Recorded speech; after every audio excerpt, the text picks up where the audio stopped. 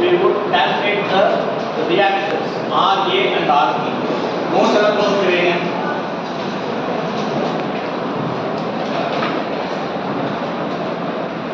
Now the reactions கண்டுபிடிக்கணும். RA இது வந்து assume it as RA, assume it as RB.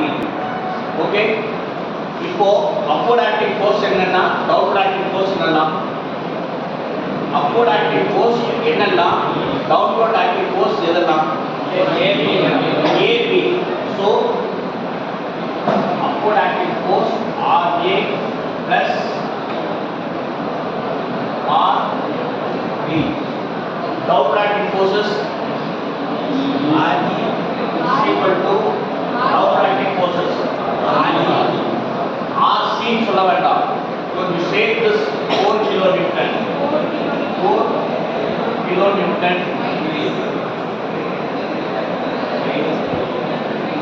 அதுக்கப்புறம் plus 3 kilonewton plus 3 kilonewton plus 2 kilonewton per meter. 2 kilonewton per meter எவ்வளவு metres cut ஆகுது? அப்போ 2 into 4 அப்படி தான் சொல்லணும்.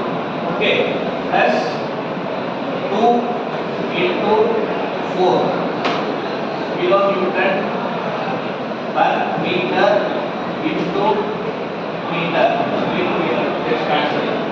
Okay, அப்போ RA plus RB equal to 4 plus 3 plus 8. So RA plus RB equal to 4 plus 3 7, 7 plus 8 15 kilonewton. This is your first equation. Okay, இது first equation. calculate பண்ணி வச்சுக்கோங்க. அதுக்கப்புறம் taking moment about A point, taking moment about A point. A point moment எடுக்கும்போது என்ன பண்ணோம்? RB into இங்க travel ஆகிற RB into இங்க travel ஆகிற distance travel பண்ணோம் 3 plus 4 plus 1 plus 2. So 7 plus 1 8, 8 plus 2 10.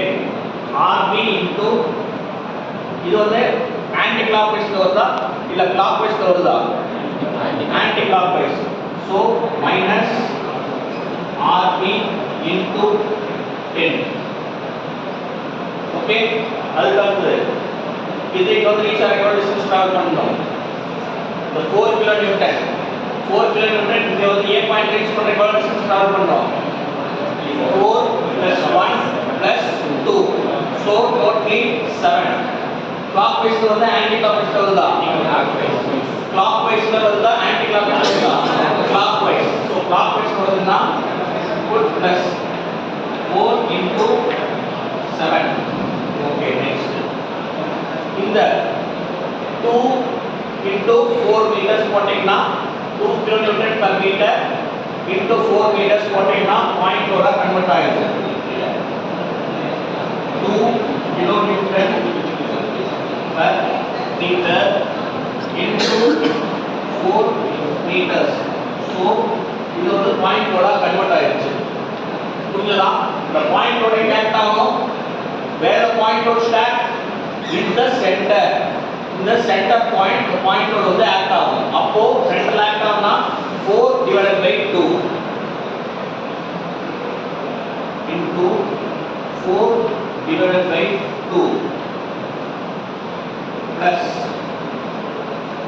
1 meter plus 2 meters. புரியுதா? இந்த பாயிண்ட் ஓட இந்த இது வந்து பாயிண்ட் ஓட கன்வர்ட் பண்றதுக்கு பண்ணிட்டோம்.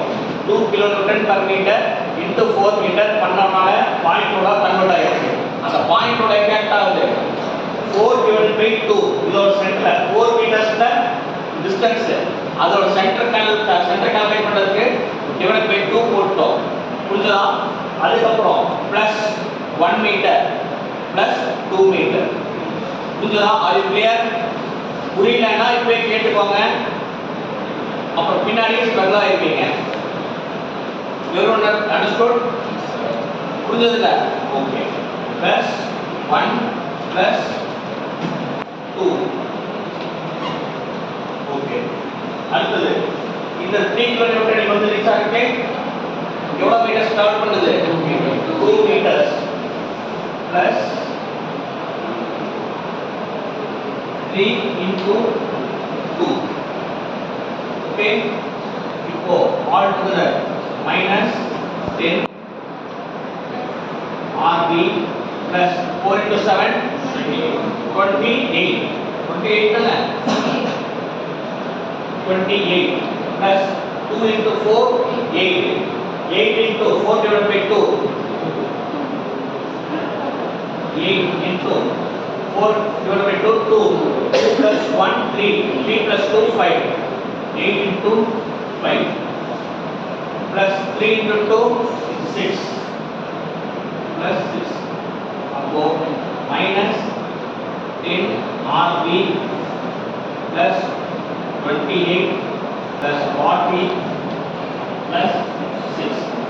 இப்போ 10 RB ஆப்போசிட் சைடு கொண்டு போய் போங்க. அப்போ பிளஸ் ஆயிருமா? 28 plus 40 68. 68 plus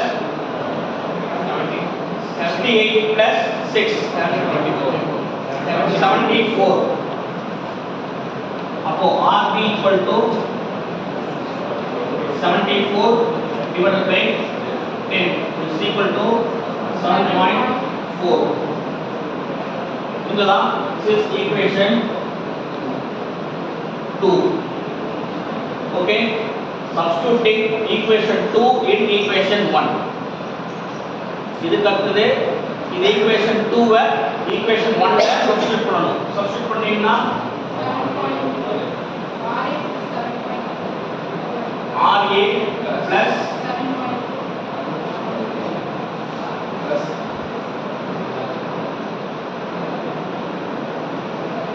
substituting equation 2 in equation 1. இதுதான் இப்போ RA plus 7.2 7.4 equal to 15. அப்போ RA equal to 15 minus 7.4 which is equal to 6.7.6. RA equal to 7.6 kilonewton. Okay, என்னது RB equation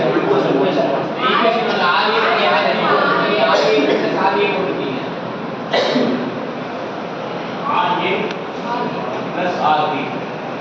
Okay, RA plus RB equal to 15 kilonewton.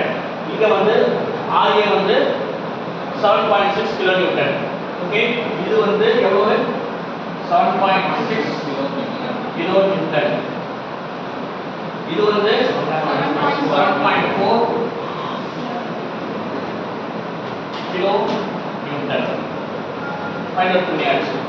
இதுக்கு அப்புறம் shear force டயகிராமும் bending moment diagram வரையணும். Okay, first இதுவரை copy down பண்ணிக்கோங்க. Copy down to this